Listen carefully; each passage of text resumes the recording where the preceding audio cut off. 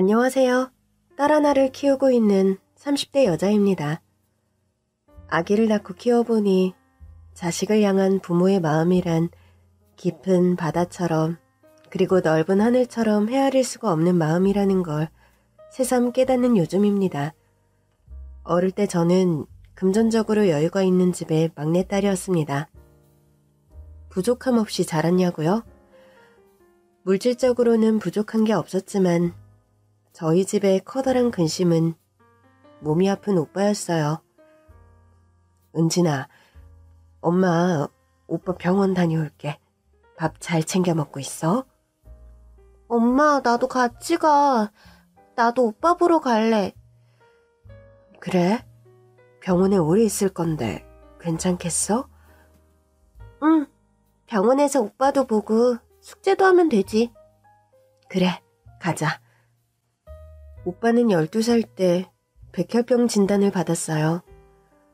얼굴이 하얗고 창백하게 질리고 살이 쑥쑥 빠지기 시작했죠. 바로 항암 치료를 시작했습니다. 치료받고 얼마 정도 입원하고 상태가 좋아지면 퇴원하고 다시 악화되면 입원해서 치료하기를 반복. 3년 가까이 되는 투병 생활은 가족 모두를 지치게 했습니다. 저는 10살이었고 부모님의 모든 신경은 아픈 오빠에게 쏠려 있었죠. 하나님, 우리 오빠 낫게 해주세요. 우리 오빠 아프지 않게 해주세요. 제발요. 아주 어렸던 나이라 부모님의 관심과 사랑을 못 받는 것에 투정 부리고 속상할 법도 했지만 저희는 사이가 좋은 남매였거든요. 엄마가 남몰래 우는 것도 많이 봤고 강하고 든든했던 아빠의 한숨이 깊어지는 걸 보며 마음이 아팠어요. 누굴 원망해서 무엇하겠어요? 원망은 아무것도 해결해주지 않잖아요. 그저 오빠가 다시 건강해지기만을 바랐습니다. 상황이 그러하다 보니 일찍 철이 들었습니다. 마음의 준비를 하셔야 할 것 같습니다. 모든 치료와 간절한 기도, 바람에도 불구하고 오빠는 떠났습니다. 중학교 입학식을 2달 남겨두고요. 부모님과 저희 마음에는 씻을 수 없는 깊은 상처가 남았죠. 나중에 알게 된 사람들은 저를 외동딸로 알았어요. 하지만 저는 처음부터 오빠가 세상에 없었던 것처럼 여겨지는 게 싫었거든요. 그래서 가족 소개를 해야 할 때면 꼭 오빠를 언급하곤 했습니다. 오빠가 있었어요.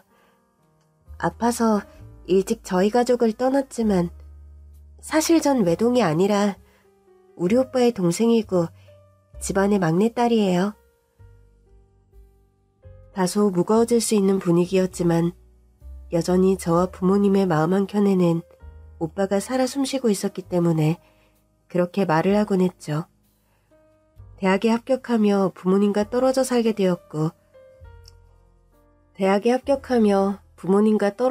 되었고 순탄하게 원하던 회사에 입사를 했고 20대 후반에 남편을 만나 결혼을 했습니다. 결혼을 망설일 이유가 없었어요. 너무 좋은 남자였거든요. 남편의 장점이요? 마음이 정말 넓고 깊은 사람이었어요.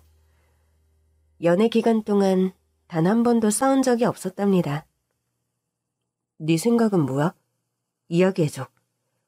나는 솔직히 오빠 바쁜 것도 이해해. 그래서 우리가 주말에만 만나잖아. 근데 가끔 평일에 맛있는 거 같이 먹고 싶을 때도 있고 그냥 보고 싶을 때도 있잖아. 어느 순간 딱 계약이라도 한 것처럼 주말에만 만나고 하는 게 의무적으로 하는 것 같고 형식적으로 되어버려서 속상해. 그렇구나. 그렇게 느꼈다니 내가 미안해. 나는 너도 평일에 회사 일로 바쁘고 하면 퇴근하고 그냥 쉬고 싶어 하는 줄 알았어. 내가 너무 무심했다. 앞으로 그런 감정 느끼지 않도록 노력할게. 이렇게 무엇이든 대화로 해결을 할 수 있는 사람이었답니다. 그리고 실제 행동까지 하는 사람이었죠. 평일에 서프라이즈로 꽃다발을 들고 회사 앞에서 기다리기도 했고 갑자기 바람을 쐬러 가까운 곳에 다녀오기도 했어요. 이런 사람을 다시 만날 수 없을 것 같다는 확신이 들었고 어떤 문제든 함께 헤쳐나갈 수 있다고 생각했죠. 처음 뵙겠습니다. 은진이 아비되는 최용수입니다. 안녕하세요, 사돈어른. 준영이 엄마 박연자입니다. 이쪽은 우리 큰아들 준영이 형 김준수고요. 상견례 때 저는 부모님과 함께 나갔고 남편은 시어머니 그리고 아주버님과 함께 나왔어요. 아주버님은 몇 년 전 결혼을 해서 형님이 있었는데 상견례 때는 그냥 셋셋 맞춰 나와 인사를 드렸죠. 아이고 이렇게 예쁘고 참한 며느리라니. 저희 준영이가 복이 많네요. 예쁘게 봐주셔서 감사합니다. 우리 은진이한테 듣자 하니 사위 나이 또래 예비사위같이 마음이 넓고 착한 사람이 없다고 하더라고요. 사부인께서 잘 가르치고 키우신 덕분인 것 같아요. 전에 들으셨는진 모르겠지만 우리 애들 초등학교 때 내가 혼자 돼서 아들 둘 키우느라 사실 고생을 좀 했거든요. 다행스럽게 그 애들 한창 자라고 민감할 시기인데 엇나가지 않고 잘 자라주었어요. 네. 너무 고생 많으셨네요. 사별을 하셨다고. 그렇지요. 이혼녀가 아니라 사별한 거예요. 내가. 근데 이혼이든 사별이든 여자 혼자 애 키우며 사는 게 어찌나 그러는지. 만만하게 보고 무시당하고 별하별 일 다 겪었지만 내가 든든한 우리 두 아들만 생각하며 굳건하게 살았어요. 몇 년 전에 우리 큰아들은 좋은 여자 만나서 장가를 갔거든요. 우리 둘째 준영이도 좋은 여자 만나서 가정을 이룬다니 참. 내 이제 떠나도 여한이 없을 것 같네요. 무슨 말씀이세요? 건강하게 오래오래 사셔야죠. 애들 결혼하고 또 손주도 보시고 건강하셔야죠. 말씀 참 감사합니다. 사부인, 우리도 바깥 양반 일찍 보내고 그런 아픔이 있는데 듣자 하니 그 댁에도 가족을 잃은 아픔이 있다고요? 네, 오래전 일이네요. 아들 녀석이 있었죠. 부모가 죄 많은 탓인가 봅니다. 꽃도 못 피우고 아주 어린 나이에 고생만 하다가 일찍 떠났어요. 아이고, 남편 잃은 것도 하늘 무너지는 소식이다만 자식 먼저 떠나보낸 그 마음을 제가 또 어찌할까요? 사돈어른 사부인께서도 고생 많으셨어요. 이런저런 일을 다 겪고도 우리 아들 또 며느리가 잘 자라주었으니 애들 앞길에는 복이 있기를 바라봅니다. 상견례 때 그런 가정사를 솔직하게 툭 터놓았어요. 그냥 서로 고생 많았다. 애들 잘 자라주었다. 위로하고 덕담을 하는 자리가 되었죠. 결혼을 하고 시댁과 저희 친정 중간 정도 되는 곳에 신혼집을 얻게 되었습니다. 결혼을 하고 저는 부모님과 함께 살 때 느껴보지 못했던 안정감을 느끼게 되었습니다. 그게 또 다르더군요. 부모님의 울타리도 든든했지만 대학 다니며 쭉 혼자 살다 보니 결혼을 하니 정말 내 가족, 가정이 생긴 거고 내 편이 생겼다는 마음이 드는 거예요. 그렇게 깨볶으며 행복하게 지내다 보니 결혼한 지 1년 안 됐을 쯤 저는 임신을 하게 되었어요. 축하한다, 축하해. 아들이니 딸이니? 어머님, 감사해요. 아직 잘 모르겠네요. 우리 집이 좀 아들 유전자가 강하거든. 보나마나 아들일 거다. 임신 초반이라 움직이기 좀 그러니 먹고 싶은 거 있으면 말해라. 큰애네도 불러서 밥 한번 먹었으면 좋겠구나. 임신 초기 입덧이 좀 있었는데 심하진 않았어요. 부득불 어머님께서 손수 음식을 해주셨다고 하기에 남편과 함께 어머님 댁으로 갔죠. 아주버님과 형님도 와 계셨습니다. 시조카도 함께요. 동서, 너무너무 축하해. 아직 아들인지 딸인지 모른다며? 어머님이 말씀하셨지? 아들 유전자가 센 집이잖아. 확률이 반반이긴 한데 나도 진짜 아들인 거 보고는 유전자 무시 못하더라 싶다니깐. 이렇게 된 거 동선에도 아들 낳아가지고 우리 재민이랑 형제처럼 지내면 참 좋겠다. 그치? 형수님, 근데 저는 내심 딸이면 좋겠는데 딸이어도 재민이가 오빠처럼 든든하게 챙겨주려나요? 너는 무슨 딸 그러니? 그러다 진짜 딸이면 어쩌려고? 아니지, 딸이면 어쩌냐니 엄마. 딸이든 아들이든 무슨 상관이에요. 저희는 다 괜찮고 솔직히 이 사람 닮은 딸이면 더 좋겠어요. 그게 솔직한 마음인데. 그래도 집안에는 아들 하나 있어야지. 에이, 지금 시대가 어느 땐데. 참, 엄마도 형도. 자기야, 이건 너무 마음에 담아두지 마. 내가 미안해. 아이고, 저 팔불출. 아휴, 네 형이 뭐 그렇게 잘못했다고. 네가 둘째한테 사과까지 하니? 준영씨, 괜찮아요. 어머님, 아주버님, 형님, 딸이든 아들이든 이 사람이랑 저 반반 닮은 예쁜 아이였으면 좋겠고 어머님 사랑받는 손주, 또 조카였으면 좋겠어요. 예뻐해 주실 거죠? 당연하지. 안 그래도 우리 재민이 동생 있으면 좋겠다. 동생 만들어달라 요즘 그러는데 아주 곤란해, 곤란. 근데 동선의 애기 태어나고 자주 보면 이제 그런 때 안 쓸 거야. 그렇지, 재민아. 내 친동생도 아니잖아. 친척 동생인데. 친척 동생은 매일 보는 거 아니고 가끔 보는 거잖아. 그치, 할머니? 어이구, 똑똑한 우리 장손. 어쩜 이렇게 명석하고 할 말을 그냥 똑 부러지게 할까? 얘 첫째야, 잘 알아들었니? 매일 보는 동생 낳아달랜다. 어머님, 저희 하나 키우기도 힘들어요. 지금도 얼마나 아껴 사는데요. 모르죠. 이 사람이 갑자기 돈이라도 많이 생기면 하나 더 낳을지도요. 이왕 낳아 키우려면 남부럽지 않게 키우는 게 맞잖아요. 안 그래요? 당신은 뭐 맨날 무슨 이야기든 결론이 돈 많이 가져와라로 끝나? 당신 그거 병이야, 병. 병? 병? 이게 왜 병이야? 꿈이지. 잘 살아보고 싶은 꿈. 잘 살아보겠다는 다짐. 희망, 포부, 비전.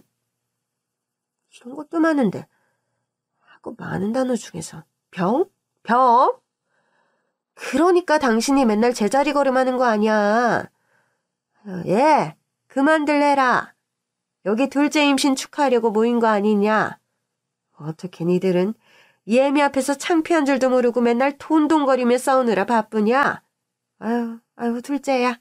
저건 그냥 흘려들어라. 아주버님과 형님은 작은 분식점을 운영하고 있었는데 늘 생활이 좀 빠듯한 듯 했습니다. 학교 앞에 있는 곳이라 애들 학교 다닐 때는 붐비고는 했는데 방학 되면 한가하고 아주버님은 직접 배달까지 하시며 나름 생계를 위해 분투를 하셨죠. 사정이야 깊이 알 것도 없고 궁금하지도 않았지만 남편이랑 같이 있는 시간에도 종종 연락이 오니 그걸 모르기도 힘들더군요. 네, 엄마, 무슨 일이에요? 다른 게 아니고 네 형이 이번 달에 좀 힘들다고 그러는데 어떻게 방법이 없겠니? 형제 좋다는 게 뭐야. 너희는 너도 회사 다니고 둘째도 회사 다녀서 월급 따박따박 들어오니까 별 걱정 없겠다만 네 형네는 자영업이라 들쑥날쑥하잖아. 좀 급한 게 있다고 하는데 어떻게 한 1,000만 원만 빌려줄 수 있냐? 엄마, 돈 1,000만 원이 적은 돈이 아니잖아요. 저희 매달 생활비 빼고는 다 저축하고 그러는데 그런 여윳돈이 당장 쉽지 않네요. 그리고 이제 저 혼자일 때랑은 다르죠. 집사람 생각도 중요한 건데. 그리고 엄마 몇 개월 후면 저희 아기 태어나요. 이거저거 들어갈 게 많아서 저희도 힘들어요. 아유, 너 맨날 그렇게 냉정하게 말을 하니? 아유, 다른 사람도 아니고 지 형인데도, 응? 그리고 둘째가 뭐 도와주지 말라 그래? 안 된다고 하니? 솔직히 사돈댁 형편 여유로운 거 다 안다. 너네 힘들다 그러면 사돈댁에서 모른 척 할까 봐? 그러지 말고 이번 한 번만. 아니, 장인어른 장모님 여유로운 이야기가 여기서 왜 나와요? 그게 저희랑 무슨 상관이라고요? 그런 도움 받지도 않고 생각도 안 하는데 엄마가 왜 그런 말을 해요? 아유, 됐어. 너랑 무슨 말을 하겠니? 그래, 아주 니들 식구끼리 잘 먹고 잘 살아라.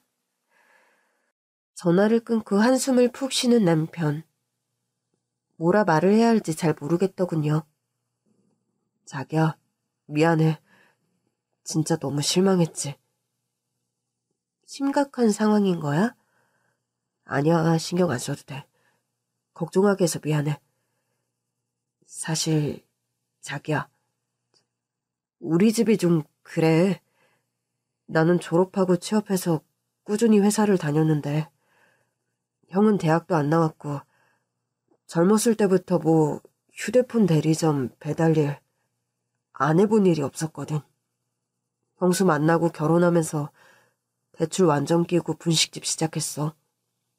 그래서 좀 나아지나 했는데 장사가 잘 될 때가 있고 안 될 때가 있고 들쭉날쭉한 것 같아. 그때마다 나한테도 돈 빌리고 또 나아지면 갚고 엄마한테도 그러는데 엄마는 어렸을 때부터 사실 나보다 형을 더 많이 아꼈거든. 아버지 떠나시고 장남이었던 형을 아끼고 이제 하셨었어.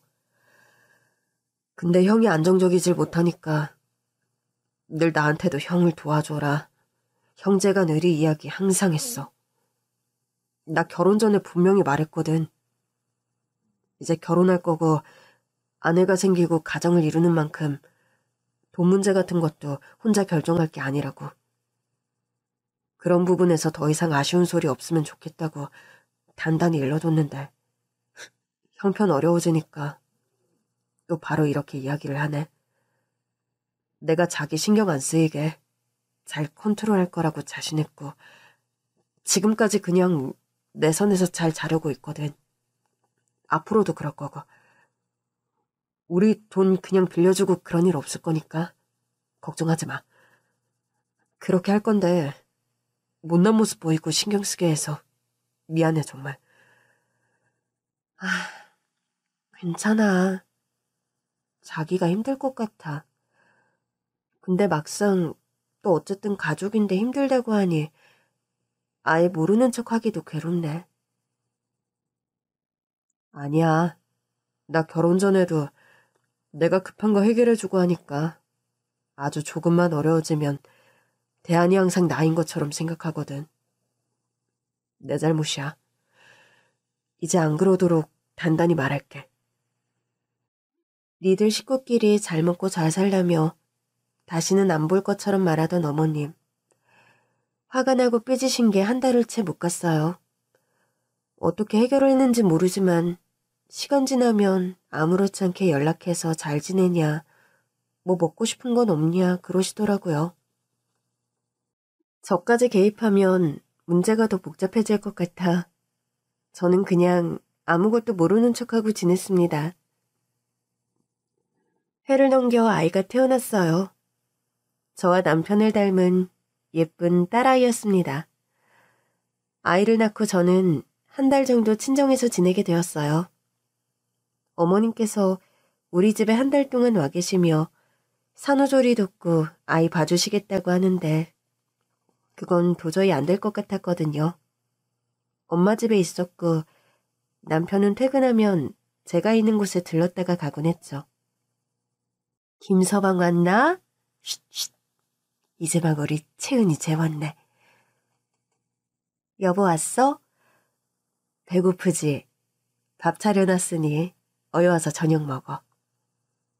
감사합니다, 장모님. 오늘도 채은이 봐주시고 은진이까지 살펴주시고 고생 많으셨어요. 여기 장모님께 드리려고요. 이게 뭔가? 별건 아니고 장모님 장인어른 홍삼이랑 영양제예요.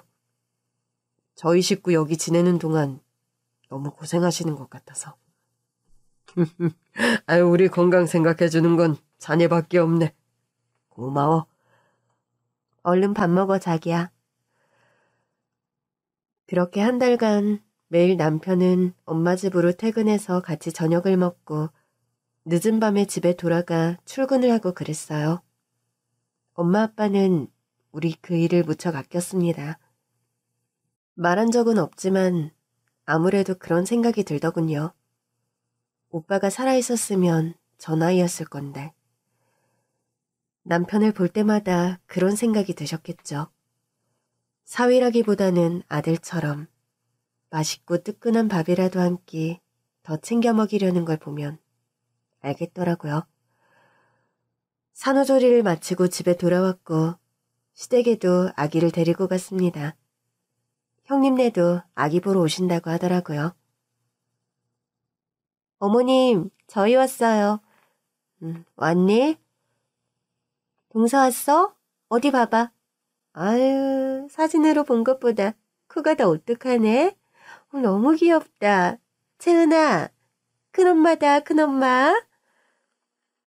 넌 뭐 한 달이나 친정에 있었다며? 내가 니들 집에 가서 한 달 동안 봐준다고 할 때는 딱 잘라 아니라고 하더니 서운하다 얘. 어머님, 이건 어머님께서 그러실 일 아니죠. 어머님이 너무 좋으신 건 당연하지만 애 낳고 시어머님 산후조리 좋다고 하는 여자가 대한민국 몇이나 된다고요. 그런 사람 없죠.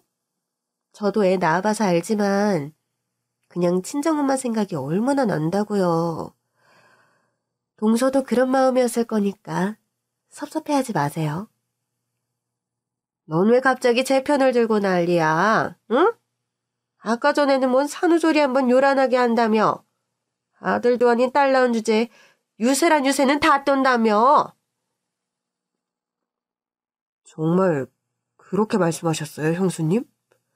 어머머, 제가요? 아니에요, 서방님.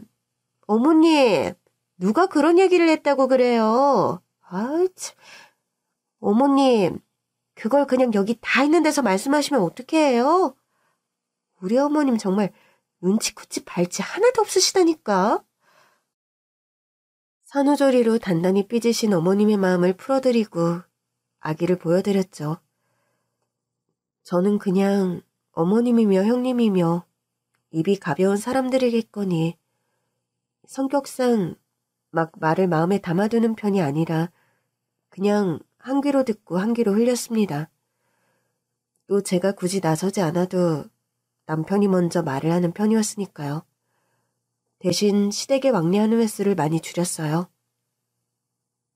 형님도 가식적이고 뒷말을 한다는 걸 알고 나니까 그냥 보기가 싫더라고요. 저는 그렇게 앞에서 알랑방구 끼다가 뒤에서 호박씨 까는 성격이 아니었거든요. 건강하게 태어난 우리 딸은 하루가 다르게 무럭무럭 자랐습니다. 아이가 돌 지나고 저희는 이사를 갔어요. 갓난쟁이 데리고 이사하는 게 진짜 보통 일이 아니다. 그치? 고생 많았어, 자기야. 그래도 채은이 방 꾸민 거 너무너무 마음에 드는 거 있지? 이제 좀 더 잘하면 저쪽은 놀이방으로 해서 장난감이랑 가져다 놓고 이쪽엔 유아책상 두면 좋을 것 같아. 나는 우리 이전 집도 좋았는데 채은이 아니었으면 거기서 몇 년은 더 살고 싶을 정도로 우리의 첫 보금자리였잖아. 집한테 정 많이 들었었나 봐. 이제 이 집에서 하나씩 추억을 쌓다 보면 정들겠지. 너무 고생 많았어. 우리 열심히 살아보자. 항상 고마워, 자기야. 그렇게 평온한 나날이 지속되었습니다. 딸이 2살이 되었을 때 어린이집에 맡기게 되었어요. 제가 다시 복직을 하게 되었거든요. 대기가 길어 걱정했는데 원하던 어린이집에 보낼 수 있게 되었죠. 선생님들이 너무 좋으신 분들이었답니다. 자기, 내일 연차 내는 거지? 그러려고. 내일 채은이 어린이집 보내지 말까? 응? 어린이집을 왜 안 보내? 나 연차인데 아침부터 하루 종일 우리 딸이랑 같이 있으려고. 세상에 여보. 당신 아직까지 혼자서 아침부터 채은이 본 적 없잖아. 신생아 때 그때는 그냥 채은이 재우기만 하면 됐지. 놀아주는 것도 보통 일 아닌데 괜찮겠어? 다 계획 세워놨지.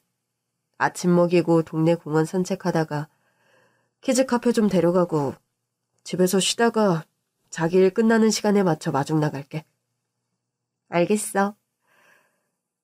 회사에 있는데 어찌나 카톡이 오는지 애기 밥 먹는 거며 노는 사진이며 아주 실시간으로 사진을 보내더라고요. 이 남자는 뼛속부터 딸바 보인 사람이었습니다. 그날따라 어찌나 퇴근을 하고 싶던지 빨리 끝나고 우리 딸이랑 남편이 너무 보고 싶더라고요. 칼퇴근을 하고 지하철역에 내려 남편한테 전화를 했습니다. 유모차 끌고 마중 나오고 있다고 하더라고요. 밖에서 만나 외식을 하려고 했었거든요. 여보, 채은아! 오, 자기야! 채은아, 저기 엄마다, 엄마. 엄마한테 가자. 그때였습니다. 길 건너편에 있는 어떤 사람이 남편 쪽을 향해 큰 소리로 외치는 거였어요. 조심해요! 남편이 지나던 건물 외벽에 있던 커다란 간판이 남편과 딸을 향해 떨어졌어요. 여보! 순식간에 일어난 일이었습니다. 위를 확인한 남편은 엄청난 반응 속도로 유모차를 멀리 밀어냈어요. 제가 달려가 딸이 타 있는 유모차를 끌어당기는 순간 그만 간판이 그대로 남편을 덮치고 말았죠. 여보, 119, 누가 신고 좀 해주세요! 사람들이 다급하게 신고를 하고 저는 유모차에 있는 딸을 살펴보았어요. 아이가 갑작스러운 일에 놀라기는 했지만 다친 곳은 없어 보였습니다. 곧 구급차가 왔고 남편은 그대로 병원으로 향했습니다. 저는 우는 아기를 안고 달래며 남편의 수술이 무사히 끝나기를 기다리고 있었어요. 은진아, 이게 무슨 일이야? 김서방은 어떻게 된 거야? 엄마, 사고였어. 건물에 달려있던 간판이 순식간에 떨어졌는데 그이가 채은이 탄 유모차 밀쳐내고 자기는 피하지를 못했어. 머리를 크게 다쳤대. 엄마, 어떡해. 나 어떡해. 아이고, 채은이 괜찮고? 수술 잘 맞을 거야. 기다려보자. 응? 곧이어 어머님과 아주버님도 병원으로 오셨어요. 사고 소식을 듣자마자 시어머님은 병원 복도에 드러누워 통곡을 하셨습니다. 아주버님이 간신히 어머님을 달래고 가족 모두가 의사 선생님을 기다리고 있었죠. 어찌나 시간이 더디게 흐르는 것 같던지 수술실 문이 열리고 수술을 마친 의료진이 나오는 걸 보고 달려갔어요. 선생님, 어떻게 되었나요? 우리 남편은... 우선 수술을 마쳤습니다만 가족분들 잠시 이야기 좀 나누시죠. 선생님께 들은 말은 너무 충격적이었어요. 급하게 수술을 해서 목숨을 건졌지만 남편이 의식이 돌아오지 않는다는 거였어요.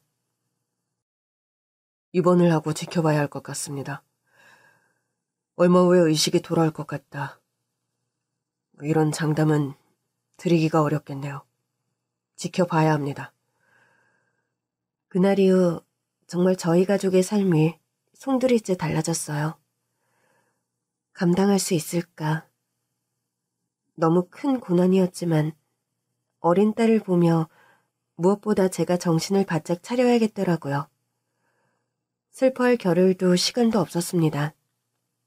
아침에 딸을 어린이집에 보내고 남편이 있는 병원으로 향했죠. 깨어날 때까지 누워만 지내야 하는데 대소변 해결은 물론 몸에 욕창이라도 생길까 거의 병원에 붙어 지내게 되었어요. 아이는 거의 저희 친정엄마가 봐주셨고요. 당연히 회사도 그만두어야 했습니다. 그렇게 지내길 6개월, 장기전으로 생각해야 한다는 이야기를 들었습니다. 더 이상 중환자실에 있을 건 아니었지만 생명유지장치를 한 채로 돌봄이 필요했죠. 이제 그 병원에서는 퇴원을 해도 될 것 같은데 간병인이라도 좀 붙이고 그렇게 지내는 게 어떻겠니? 이러다 너까지 큰일 나겠어. 네 몸도 챙겨야지. 너까지 잘못되면 채은이는 어떻게 하라고. 병원비나 간병인 걱정은 마라. 김서방 반드시 깨어날 거야. 이런 상태의 환자를 잘 돌볼 수 있는 병원으로 아빠가 알아보도록 할게. 알겠어요. 당연히 이러한 일에 재정적 여유가 없던 어머님이나 아주버님께서는 뭘 해주실 수가 없었죠. 시어머님은 충격이 컸던 것 같아요. 병원에 와서 잠을 자는 듯한 남편의 모습을 보며 하염없이 눈물을 흘리셨어요. 내가 고생이 많구나. 미안하다, 둘째야. 어머님께서 사과하실 일은 아니죠. 전 괜찮아요. 오전부터 오후까지 간병인도 있고 그렇게 되니 저도 저녁에 채은이 챙길 수 있겠더라고요. 어떻게든 살아야죠. 살아내야죠. 채은이 아빠, 우리 그이 분명히 깨어날 거라고 저는 믿어요. 다 내 죄다. 내 죄가 커서 일이 됐나 보다. 그런 말씀 마세요, 어머님. 딸아이를 케어하며 저녁부터 밤까지 남편 간호를 하고 또 쉬는 날이면 병원에 있고 하루하루 날짜가 어떻게 가는지 뭘 먹고 뭘 입고 사는지도 모르겠는 그런 날들이 계속되었습니다. 하루는 딸아이를 데리고 남편의 병원으로 갔어요. 듣지 못하겠지만 딸의 목소리를 들려주고 싶어서요. 이제 곧잘 제잘거리며 말을 해서 예쁜 나이였거든요. 딸의 손을 잡고 병실로 향하는데 웬 처음 보는 아저씨. 노인이 저희 남편 병실 앞에 서서 남편을 보고 있는 거예요. 저 어떻게 오셨어요? 여기 누워있는 김준영 씨 아내 되는 사람인데요. 누구 찾아오셨어요? 아닙니다. 슬픔에 가득 잠긴 얼굴로 저를 뚫어져라 보던 노인이 후다닥 복도를 돌아 사라지더군요. 남편의 소식을 듣고 회사 동료며 친구며 초반에 참 많은 사람들이 찾아왔었어요. 아무 이야기도 듣지 못하고 말 못하는 그 사람에게 다들 힘을 내라며 격려를 해주었지만 1년 정도 지나니 찾아오는 사람도 없더라고요. 남편이 그렇게 되고 몇 번의 계절이 지났을까요? 어느덧 5년의 시간이 지났고 이제 우리 딸은 내년이면 초등학교에 갈 나이가 되었어요. 유치원 때부터 아빠 때문에 늘 병원이라는 곳이 익숙한 딸에게 미안한 마음이 크더라고요. 채은아, 우리 채은이 내년 봄이면 학교 가지? 우리 채은이 초등학생이네 벌써. 다 컸네 우리 딸? 응. 엄마, 근데 아빠는? 우리 아빠는 왜 계속 잠만 자? 아빠 계속 졸리대? 아빠 언제 일어나? 아빠 채은이 학교 가는 날에는 올 수 있대? 채은아. 아빠도 그러고 싶을 거야. 우리 채은이 학교도 바래다주고 예쁜 옷도 사주고 우리 채은이랑 수족관도 놀러가고 놀이동산도 가고 아빠가 채은이랑 하고 싶은 게 정말 많대. 그런데 아빠는 아직 아파. 아직은 좀 더 누워 있어야 하는 거래. 그래서 엄마가 우리 채은이한테 너무 미안해. 엄마 울지 마. 엄마 울면 채은이도 슬퍼. 미안해 우리 딸. 5년의 시간 어떻게 버텼는지 모르겠어요. 모든 걸 놓고 싶다고 생각한 순간이 없다면 거짓말이겠죠. 하지만 겉으로 보면 그냥 깊은 잠에 빠진 것만 같은 남편을 어쨌든 떠나지 않고 이승의 끈을 붙잡고 있는 남편을 제가 어떻게 먼저 포기할 수가 있겠어요. 간신히 버텨왔지만 매번 누워있는 아빠를 보며 우는 딸을 보면 정말 딸에게 못할 짓을 하는 것 같아 가슴이 무너져 내리는 것이었습니다. 그러던 어느 날 어머님이 아주버님과 함께 병원에 오겠다고 하더군요. 어머님도 아주버님도 참 오랜만에 오는 거였죠. 얘야, 밥은 먹고 지내니? 너 그 사이 더 마른 것만 같구나. 여기 반찬 몇 개 좀 싸왔다. 재수씨, 고생이 참 많아요. 감사합니다, 어머님. 그이 보고 가실 거죠? 저 정말 요즘 안 하는 게 없거든요. 우리 딸 목소리 매일 들려주고 우리 연애 때부터 둘만이 아는 추억 같은 거 매일매일 그이한테 이야기를 해줘요. 그런 게 도움이 될 수 있대요. 어머님도 오늘 오신 김에 그이 들을 수 있게 이야기 많이 해주세요. 사실 둘째야, 오늘 준영이 형이랑 온 게 다른 게 아니라 정말 나도 이런 말 하기가 너무 괴롭구나. 차라리 내가 저기 누워 있었으면 그러면 이렇게까지 괴롭지는 않을 텐데. 둘째야, 벌써 5년이다, 5년. 너 그동안 얼마나 고생이 많았니? 시집 왔을 때만 해도 곱던 얼굴. 너 그 사이 너무 늙었어. 얼마나 힘드니?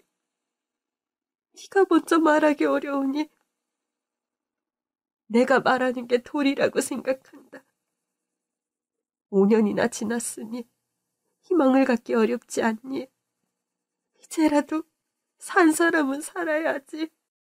그게 무슨 말씀이세요? 어머님?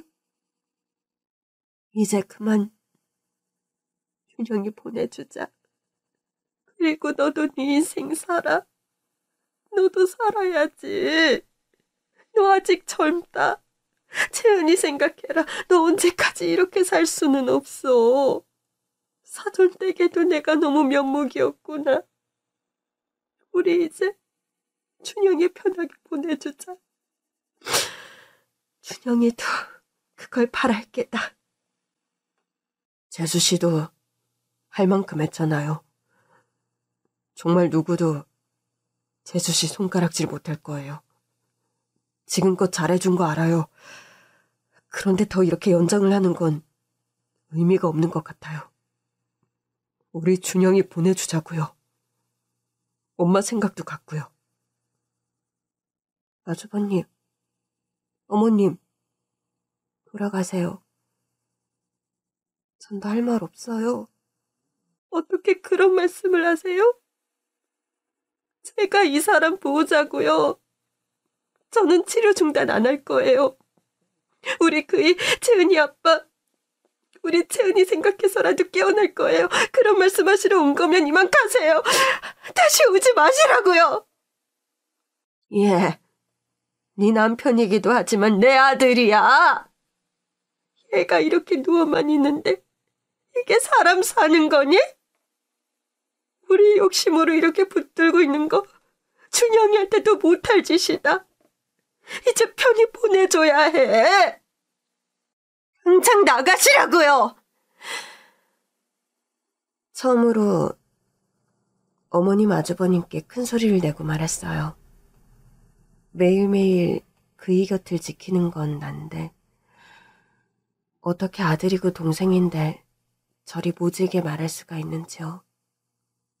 너무 서럽더라고요. 화장실에 가서 한참을 울고 나왔는데 저 모퉁이를 돌아 어머님과 아주버님이 이야기를 하고 있더라고요.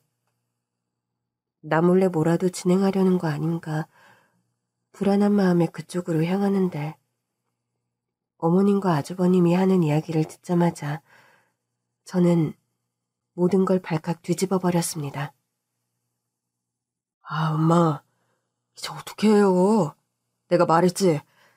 재수씨 고집 보통 아니라고.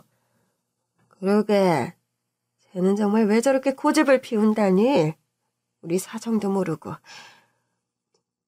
그러니까 아빠 살아있는 거 맞죠?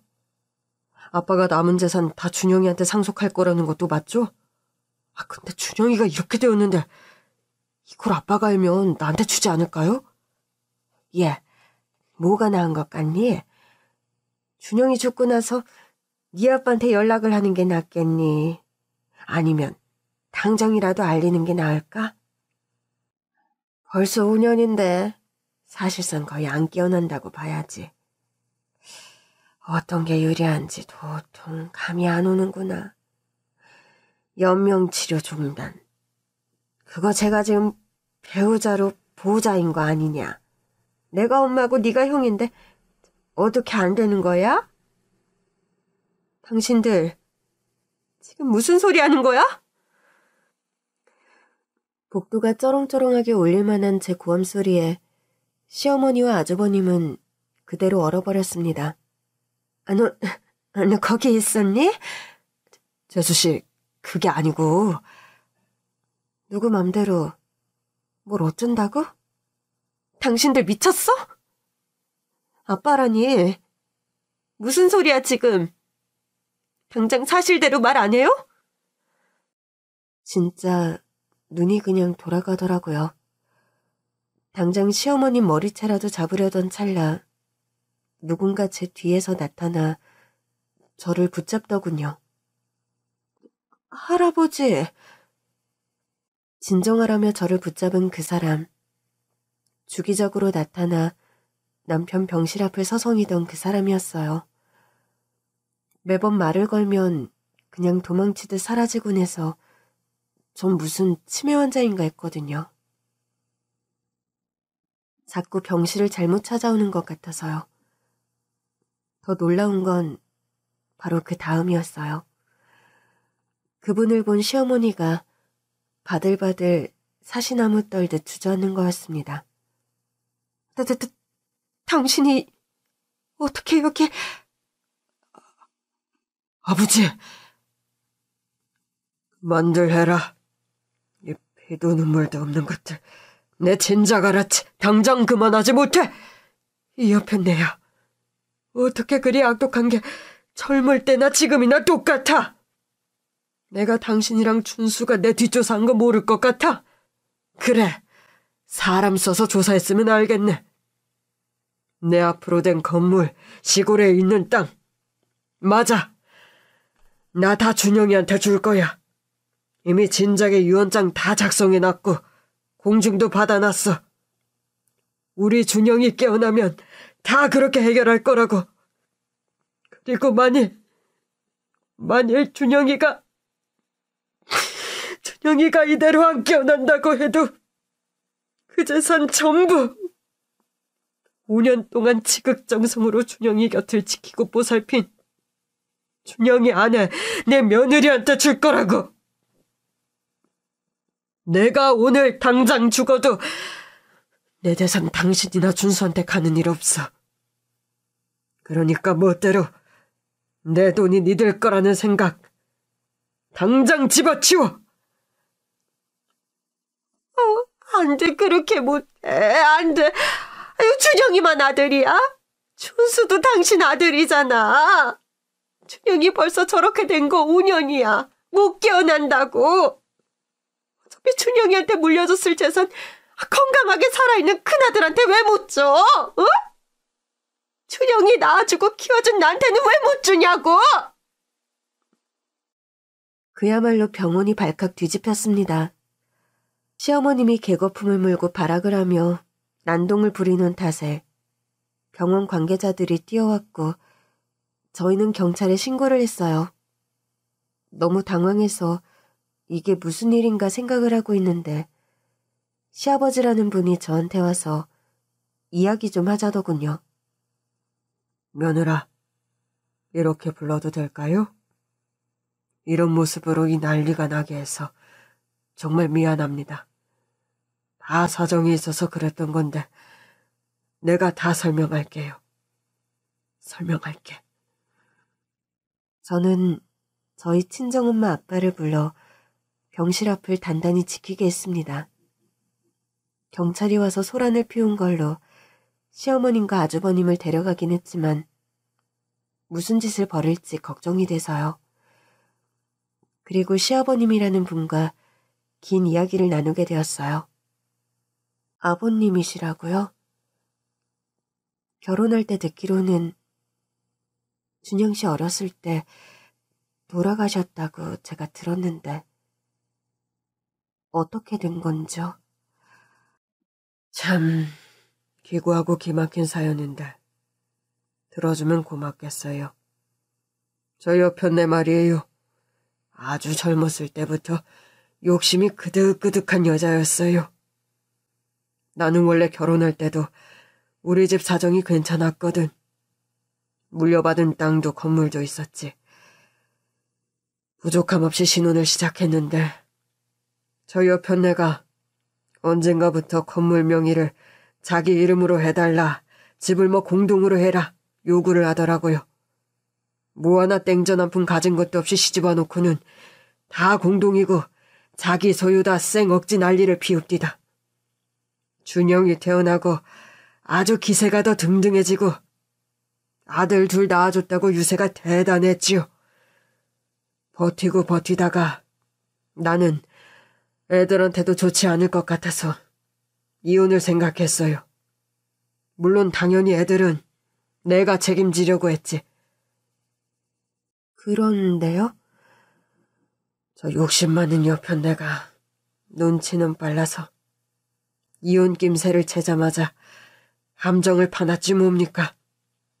내가 사업하느라 한창 사람 만나고 접대하고 일이 많았는데 무슨 온갖 다방 여자며 꽃뱀 같은 여자들을 나한테 일부러 붙였다 이거 아닙니까? 맹세코 나는 가정을 깰 만한 부정한 일을 하지 않았어요.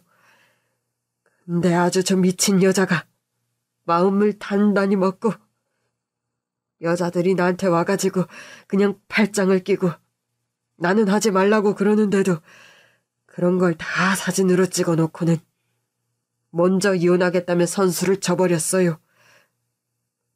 네? 그럼 말도 안 되는... 네, 말도 안 되는데 내가 그리 당했답니다.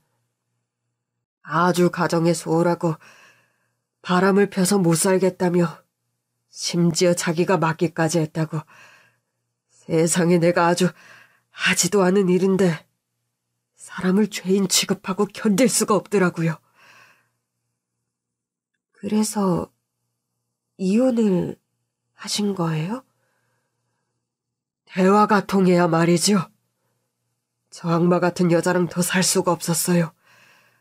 애들이 어린 탓에 양육권도 다 가지고 갔고 난 평생 꼬박 애들 클 때까지 양육비를 보냈어요. 그리고 저 여편네는 애들한테 그냥 내가 어디 나가서 죽었다고 말한 모양이야. 그러다 준영 씨가 알게 된 거였군요. 맞아요. 준영이 중학교 때였나. 우리 애들이 너무 보고 싶더라고. 마누라는 악처여도 애들은 내 자식이기도 하잖아. 저 여편네가 양육비로 돈만 받아 처먹고 애들 보여주지도 않았거든. 몰래 준영이 학교로 찾아갔어요. 준영이도 놀랐겠지. 지 엄마가 죽었다고 했던 아빠가 떡하니 나타났으니 말이에요. 준영이 붙들고 사정을 다 이야기해줬어요. 그네보다는 준영이가 나를 많이 따랐거든. 준영이가 다행스럽게도 날 믿어주고 이해를 해줬지. 그럼 지금까지 몰래 준영 씨와 계속 연락을 하셨던 거예요? 어머님이랑 아주버님 모르게? 그랬다니까. 저 여자야 이혼할 때 뜯을 만큼 뜯어냈다고 생각하고 양육비 주는 기간 끝나자 그냥 연락을 끊었거든. 준영이한텐 내가 먼저 말한 거예요. 우리가 연락하고 지내는 것은 네 엄마나 형한테 말하지 말라고. 난 그 뒤로 재혼도 안 했어요. 돈이야 많아 외롭진 않다만 가족이 없는 게 참 쓸쓸하더군요. 재혼을 생각 안 했던 건 아니지만 아주 저 여편네한테 대차게 데이고 나선 그냥 내 돈만 보고 결혼한다는 여자들한테 아주 진절머리가 나더라고. 내 가족, 내 자식은 준영이 하나다. 내 이제껏 그리 살아왔습니다. 아가씨, 아니, 준영이 집사람이니 나한테 며느리 맞죠? 결혼식도 못 가서 미안해요. 갈 수가 없었어요. 그치만 준영이 살림 차리고 할 때 내가 도움을 줬지. 그냥 멀리서 준영이가 착한 여자 만나서 결혼하고 잘 산다는 거 전해 듣기만 해도 내가 행복했거든. 그런데 어쩌다 그런 사고를 당해가지고. 아이고, 불쌍한 내 새끼. 아버님, 너무 고생 많으셨어요. 아무리 돈이 탐나도 그렇지. 어머님은 그런 모함을 해서 이혼을 하게 만들고 멀쩡히 살아계신 분을 돌아가셨다고. 그럴 수가 있었을까요? 고마워요. 그렇게 준영이 딸, 우리 손주 태어났다는 소식 듣는데 어찌나 가슴이 뛰던지. 꼭 한번 보고 싶었는데 사실 준영이가 보여주기는 했답니다. 아주 애기 딸아 채은이는 기억을 못할 거야. 그리고 그것은 알아줘요. 준영이는 아내를 믿었기 때문에 사실대로 말하려고 했어요. 내가 말린 거야. 애초에 결혼 전에 말을 했어야 했는데 내가 준영이랑 연락하고 지내는 걸 그네 준수나 저 옆에 내가 알게 될까봐 너무 걱정을 많이 했거든. 준영이를 용서해줘요. 다 내 탓이야. 내가 그러자고 한 거야. 어떻게 알아내는지 모르지만 내 재산 내가 준영이한테 남길 거라는 걸 알고선 저렇게 둘이 작당 모의를 하고 도끼 품었네요. 어림없지. 어림없어. 내가 한 말은 정말이에요. 내 가족은 준영이 하나고 준영이한테 다 물려줄 거랍니다. 우리 준영이가 만약 깨어나지 않는다 하면 그건 다 우리 며느님이랑 손주한테 갈 거예요. 이것밖에 해줄 수 없어. 내가 미안해요. 아버님, 우리 준영 씨한테 아버님이 계셔서 다행이에요. 전 의심해 본 적 없어요. 준영 씨 깨어날 거예요. 전 그렇게 믿어요. 소식 듣고 네, 준영이 보러 종종 왔었어요. 사실 며느리가 어떤 사람인지 궁금하기도 했었지. 사실상 식물인간. 저렇게 오래 못 깨어나는데도 희망을 놓지 않고 한결같이 준영이 곁을 지키는 우리 며느님이 있어서 내가 얼마나 감사한지 몰라요. 우리 준영이가 정말 천사같이 착한 여자랑 결혼을 했구나. 내 얼마나 울었는지 몰라. 아버님과 긴 대화를 마치고 병실로 돌아왔습니다. 맞아요. 저에게 말을 안 했고 전 몰랐어요. 그렇지만 눈물로 호소하며 사정을 하는 아버님의 말씀을 듣는데 그게 그렇게 중요하지가 않더라고요. 다 듣고 나니 오히려 돈밖에 모르는 어머님과 아주버님이 악독하고 야속하게 느껴질 뿐이었어요. 남편이 아예 떠나게 되면 아버님을 설득해 재산을 상속받을 생각만 하는 사람들이었죠. 어쩌면 친아들인데, 친동생인데 그럴 수가 있을까요? 저와 아버님이 만났다는 사실을 알게 된 그들은 밤이고 낮이고 병원을 찾아오고 저희 집에 찾아왔습니다. 아버님과 상의하여 저와 아버님, 병원에 있는 제 남편, 제 딸에게 접근 금지 명령 신청을 했습니다. 아주버님은 울며 불며 자신도 아들이라고 매달렸지만 아버님의 마음은 확고했어요. 그리고 저는 채은이를 아버님께 데려갔습니다. 채은아, 할아버지셔. 할아버지. 친할아버지셔. 안녕하세요. 엄마, 외할아버지 말고 원래 친할아버지가 있었어? 우와, 이제 나도 할아버지가 둘이네? 신난다. 이리 와라, 채은아. 우리 채은이 아주 애기 때 할애비 본 적 있는데 기억 안 나지? 예쁘게 자랐구나. 곰며 입이며 준영이를 꼭 빼다 닮았어. 저 애기 때 만났어요? 채은이는 기억 안 나는데. 할아버지도 같이 기도해요. 우리 아빠 이제 잠에서 깨어나게 해달라고요. 할아버지랑 아빠랑 같이 행복하게 지내게 해달라고요. 그래. 우리 손주 착하다. 우리 채은이가 이렇게 열심히 기도하고 바라니까 아빠는 꼭 깨어날 거야. 암. 아버님의 권유대로 남편의 병원을 다시 옮겼습니다. 병원비도 아버님이 부담을 하게 되셨고요. 병원을 옮기자 시어머님과 아주버님이 더는 찾아오지 않았죠. 겨울이 지났고 채은이는 초등학교 입학을 했어요. 입학식에는 아버님이 와주셨죠. 여보, 준영씨, 우리 채은이 오늘 초등학교 입학했어. 이제 우리 학부모야. 당신 잠들어 있는 동안 우리 채은이 잘하는 거 못 봤잖아. 내가 다 기록해뒀어. 그치만 이젠 당신이 필요해. 힘을 내.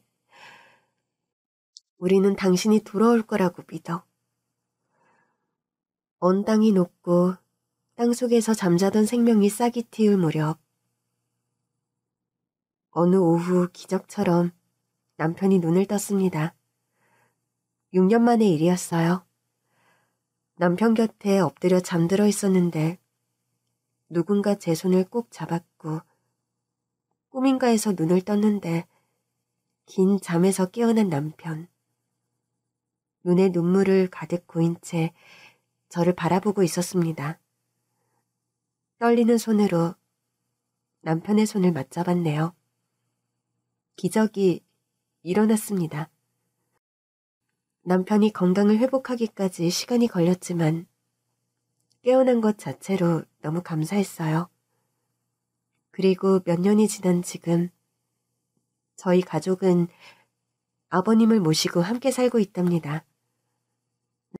남편에게는 다시 얻은 값진 생명, 저희 모두에게는 먼 길을 돌고 돌아 기필코 맺어진 가족의 탄생이랍니다.